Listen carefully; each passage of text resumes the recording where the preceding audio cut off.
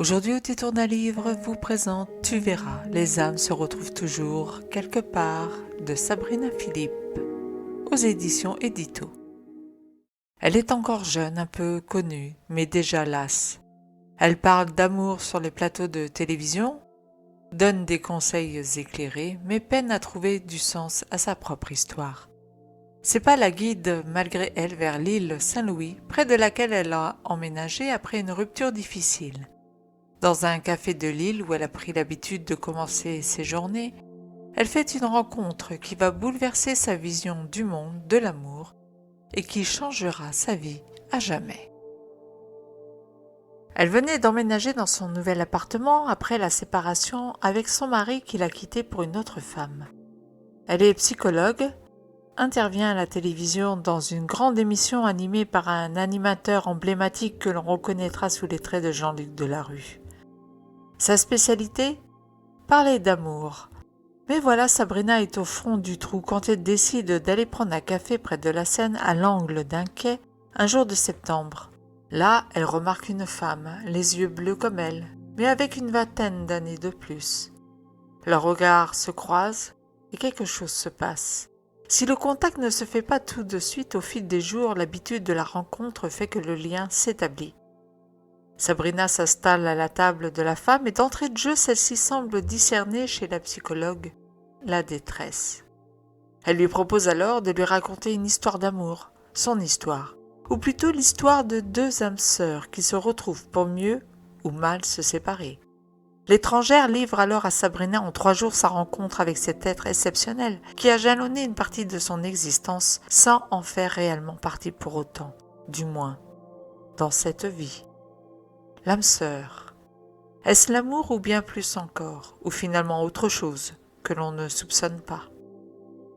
Sabrina Philippe se penche sur ce thème qui est à la fois empreint de mysticisme mais aussi d'émotion, en partant de l'histoire d'une femme que l'héroïne rencontre dans un café au moment où elle-même vit très mal la séparation. C'est une véritable biographie que nous lisons et au départ le lecteur pense avoir affaire à une très belle histoire d'amour. Il n'en est rien. Sabrina Philippe amène son sujet lentement en partant des prémices, c'est-à-dire de l'histoire de cette femme avec sa naissance en Pologne avant la Seconde Guerre mondiale, la perte de sa mère, la non-connaissance du père, l'arrivée en France, le placement en foyer, son début de vie sociale, ses premiers amours, jusqu'à la rencontre furtive d'un homme. L'homme avec un grand H. Celui avec ses boucles brunes, son profil léonin et cette sensation de le connaître, de ne faire qu'un avec lui. On imagine alors que cette évocation va nous faire voyager au cœur d'une romance folle, mais il en sera tout autre, car au contraire il s'agit de souffrance qui s'installe. La soif de l'autre, l'attente, et cette connexion incroyable entre deux âmes dont l'une sait le pourquoi de cette souffrance quand l'autre pense qu'il est dû au manque. C'est l'heure de l'apprentissage pour la femme, de la compréhension, et par ce truchement, Sabrina Philippe nous offre une réponse à la question de l'âme sœur. Qu'est-ce que c'est ?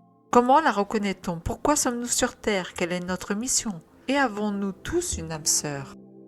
La réponse se gagne avec la patience que demande la lecture de ce livre et les révélations que nous apporte la femme du café.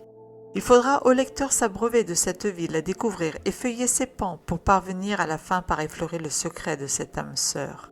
C'est fait avec délicatesse, parfois avec lenteur et longueur, et on se demande d'ailleurs où cela va nous mener car la rencontre avec l'homme aux traits léonins tarde à arriver. Et ensuite, les explications viennent elles aussi par touches, nous obligeant à poursuivre la lecture. Cela peut être un effort, d'ailleurs pour certains, car il y a peu de dialogue, mais pour autant c'est bien écrit, et on s'attache à l'histoire de cette femme et au message que veut nous faire passer Sabrina Philippe par son intermédiaire, c'est-à-dire notre but sur Terre. Ce livre est à sa manière un voyage initiatique. On trouvera à la fin de l'ouvrage les poèmes écrits par l'héroïne, et Sabrina Philippe nous énumère également le nom de quelques couples qui, selon elle, sont de véritables âmes sœurs. Elle parle aussi brièvement des précurseurs qui ont ouvert le champ du possible sur le sujet, à l'instar d'Edgar Cayce. Tu verras, les âmes sœurs se retrouvent toujours quelque part, résonnera donc chez certains, chez d'autres pas du tout. Il s'avérera pertinent surtout pour ceux qui se questionnent sur l'âme, sur la spiritualité. Pour les autres, ils le trouveront sûrement long, ennuyeux par moments et décrocheront certainement. À voir donc selon vos aspirations du moment. J'ai pour ma part mis à ce livre la note de 4 sur 5. Voilà, si vous avez aimé cette chronique, n'oubliez pas de mettre un pouce vers le haut, de vous abonner à la chaîne si ça n'est déjà fait, de me laisser en commentaire votre impression sur ce livre si vous l'avez lu ou si vous comptez le lire. Et moi je vous dis à très bientôt pour une nouvelle lecture sur audétourdunlivre.com.